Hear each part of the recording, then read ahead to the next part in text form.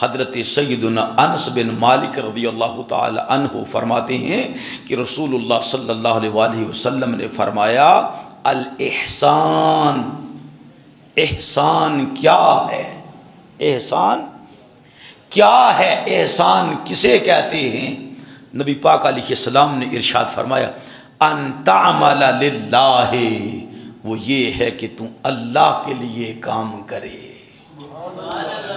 تیرا عمل اللہ ہی کے لیے ہو، اور کس طرح کأنک تراہ، یوں گمان کر گویا کہ تم اپنے رب کو تک رہا ہے، اپنے رب کو تک رہا ہے۔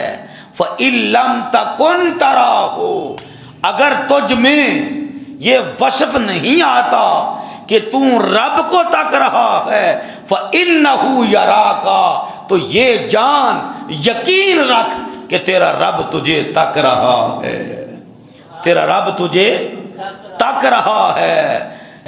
ابن عربی نے اس کو نقل کیا ہے، اور دوسری حدیث مبارکہ جو بخاری شریف کے اندر موجود ہے جسے حدیث جبریل کہا جاتا ہے، اس میں سائل نے پوچھا کہ احسان کیا ہے؟ نبی پاک علیہ السلام نے ارشاد فرمایا احسان یہ ہے کہ ان تعبد اللہ کأنک تراہ، تو اللہ کی عبادت اس طرح کر گویا کہ تو اپنے رب کو اپنے سامنے دیکھ رہا ہے، کأنک تراہ، گویا تو جس کی عبادت کر رہا ہے وہ سونے معبود حقیقی کو تو تک رہا ہے۔ فَإِن لَّمْ تَكُن تَرَاهُ، اگر تم ایسا نہیں کر سکتا، یہ ایمان کا اول درجہ تو نہیں پا سکتا، تو عبادت اس طرح کر کأنہ یراک، یقین رکھ کہ تیرا رب تجھے تک رہا ہے کہ تو اپنے رب کی عبادت کر رہا ہے۔